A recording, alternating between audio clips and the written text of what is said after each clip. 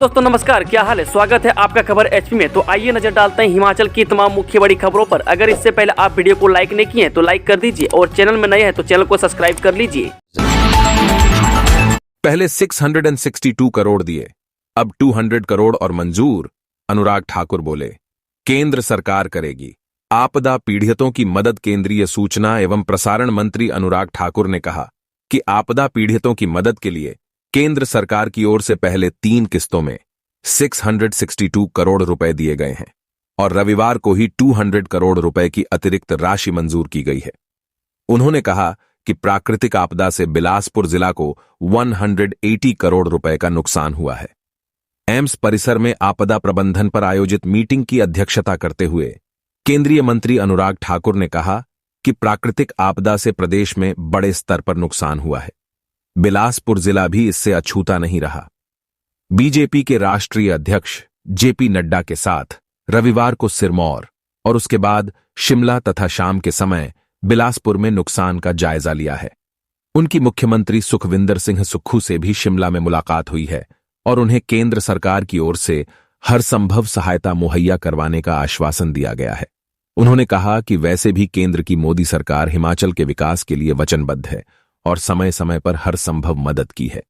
राष्ट्रीय अध्यक्ष जेपी नड्डा ने भी मुख्यमंत्री को आश्वस्त किया है कि भविष्य में भी सहायता की कमी नहीं रहेगी। मीटिंग में पूर्व सीएम जयराम ठाकुर, पार्टी के प्रदेश अध्यक्ष डा राजीव बिंदल, सदर विधायक त्रिलोक जम्वाल, झंडूता के विधायक जेआर कटवाल और पूर्व मंत्री राजेंद्र गर्ग, एम्स के कार्यकारी निदेशक और एमएस सहित विभिन्न विभागों के अधिकारी मौजूद रहे। पेयजल परियोजनाओं को जल्द दुरुस्त करेगा विभाग। मुकेश अग्निहोत्री बोले, जल शक्ति विभाग के 2000 करोड़ बहे प्रदेश में प्राकृतिक आपदा में जल शक्ति विभाग को लगभग 2000 करोड़ का नुकसान हुआ है। इससे पेयजल योजनाएं प्रभावित हुई हैं क्योंकि ज्यादातर पेयजल योजनाएं पानी के किनारे थीं, जिससे नुकसान ज्यादा हुआ। प्रदेश के उप मुख्यमंत्री मुकेश अग्निहोत्री ने फतेहपुर व इंदौरा हलकों के बाढ़ग्रस्त क्षेत्रों का दौरा करने के बाद नूरपुर में पत्रकारों को संबोधित करते हुए कहा कि पेयजल योजनाओं की बहाली के कार्य युद्ध स्तर पर चल रहा है और विभागीय अधिकारी व कर्मचारी दिन रात लोगों को पानी उपलब्ध करवाने को प्रयासरत है। उन्होंने कहा कि आपदा की इस घड़ी में जल शक्ति विभाग लोगों को पीने का पानी उपलब्ध करवाने के लिए पेयजल योजनाओं को ठीक करके व वैकल्पिक व्यवस्था कर टैंकरों आदि से पीने का पानी उपलब्ध करवा रहा है। उन्होंने कहा कि जल शक्ति विभाग में बेहतर कार्यों को करने वाले अधिकारियों व कर्मचारियों को सम्मानित किया जाएगा। उन्होंने कहा कि प्रदेश सरकार ने रिलीफ एंड रिस्टोरेशन के लिए लगभग 61 करोड़ रुपए जारी किए हैं और इसमें से 15 करोड़ जिला कांगड़ा के लिए है।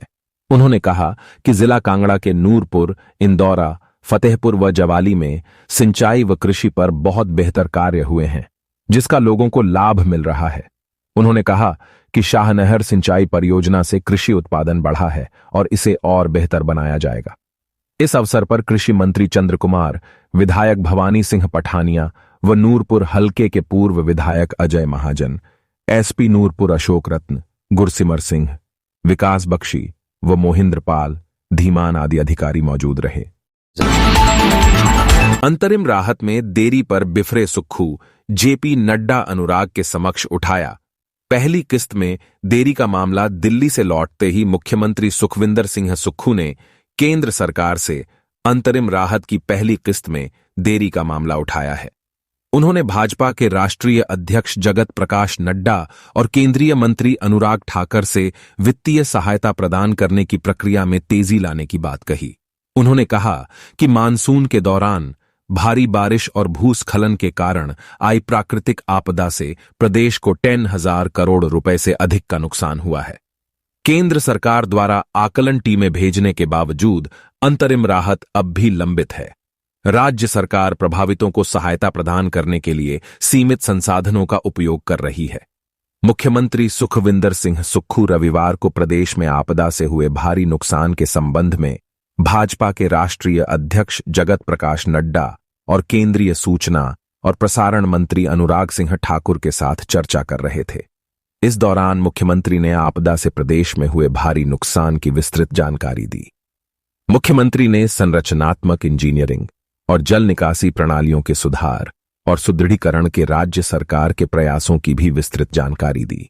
उन्होंने शिमला के पास जाठिया देवी में एक नए शहर को स्थापित करने की योजना के बारे में भी बताया। बरोटीवाला के सलगा गांव में धसी जमीन 1 दर्जन मकान किए खाली। जब भारी बारिश से तबाही कम होने का सिलसिला कम होने का नाम नहीं ले रही है, वहीं पट्टा नाली पंचायत के सलगा गांव भी धंसना शुरू हो गया है। वहीं इस गांव में 1 दर्जन से अधिक मकानों में दरारें आने से लोग गांव छोड़कर चले गए हैं। वहीं आर्थिक दृष्टि से संपन्न लोगों ने पट्टा में किराए पर मकान ले लिए। वहीं कुछ लोगों ने अपने रिश्तेदारों के यहाँ सामान रखा है, जबकि गरीब लोग जंगल में झुग्गियां बनाकर रहने को मजबूर है। चंडीगढ़ बद्दी रेल लाइन के लिए 6 हेक्टेयर और भूमि अधिग्रहित। जे चंडीगढ़ बद्दी रेलवे लाइन के लिए कम पड़ी 6 हेक्टेयर जमीन भी अधिग्रहित कर ली है। वह जमीन कम पड़ने से रेलवे का काम धीमी गति से चल रहा था। अब जमीन रेलवे के नाम होने से निर्माण में तेजी आएगी। वहीं केंद्र सरकार ने Chandigarh Baddi railway line project को स्पेशल रेलवे प्रोजेक्ट के तहत लिया है। वहीं नालागढ़ के एसडीएम को जमीन अधिग्रहण करने के लिए सक्षम अधिकारी बनाया है। एम्स में सितंबर से शुरू होगी लेप्रोस्कोपिक सर्जरी, विभाग में 6 विशेषज्ञ तैनात। अखिल भारतीय आयुर्विज्ञान संस्थान एम्स के बिलासपुर के प्रसूति एवं स्त्री रोग विशेषज्ञ विभाग में सितंबर से लेप्रोस्कोपिक सर्जरी की सुविधा मिलना शुरू हो जाएगी। वहीं इसके लिए एम्स के ओबीजी विभाग में लेप्रोस्कोपिक सेट स्थापित करने का काम शुरू हो गया है। वहीं विभाग में इस समय 6 विशेषज्ञ तैनात हैं।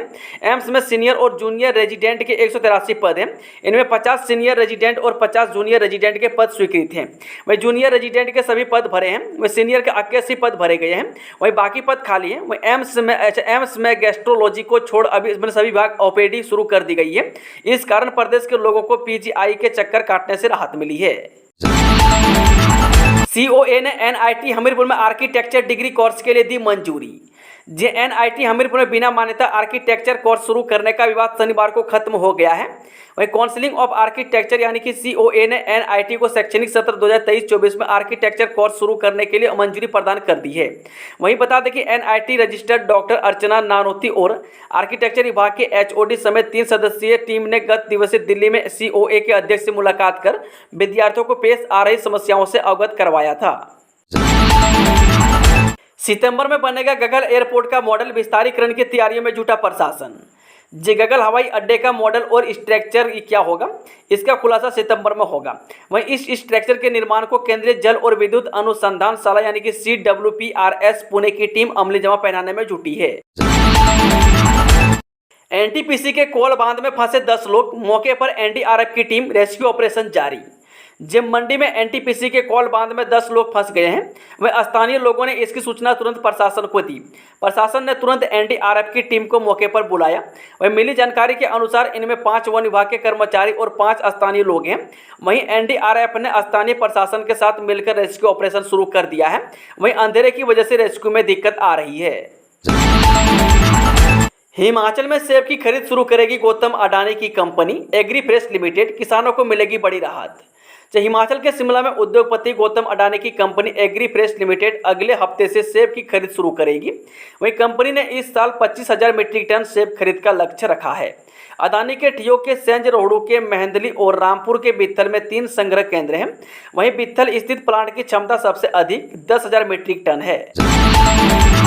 चलिए वो चलते आज की आखिरी खबर। रूस के मिशन मून को बड़ा झटका, चंद्रमा की सतह से टकराकर क्रैश हुआ लूना 25 अंतरिक्ष यान। रूस के मिशन मून को बड़ा झटका लगा है। रूस का लूना 25 अंतरिक्ष यान चंद्रमा की सतह से टकराकर क्रैश हो गया है। इससे पहले शनिवार को खबर आई थी कि रूस के मून मिशन लूना 25 में लैंडिंग से पहले कुछ तकनीकी खराबी आई है। वहीं 21 अगस्त को इसकी चांद पर सॉफ्ट लैंडिंग होनी थी। वहीं रूस के लूना 25 की टक्कर भारत के चंद्रयान 3 से थी, क्योंकि उसे भी चंद्रमा के दक्षिणी ध्रुव पर लैंड करना था, लेकिन रूस का यह मिशन असफल हो गया। वहीं 1976 के बाद यह पहला मिशन था जो रूस के लिए काफी महत्वपूर्ण था। वहीं सोवियत संघ के पतन के बाद रूस ने कोई भी लूनर मिशन लॉन्च नहीं किया था।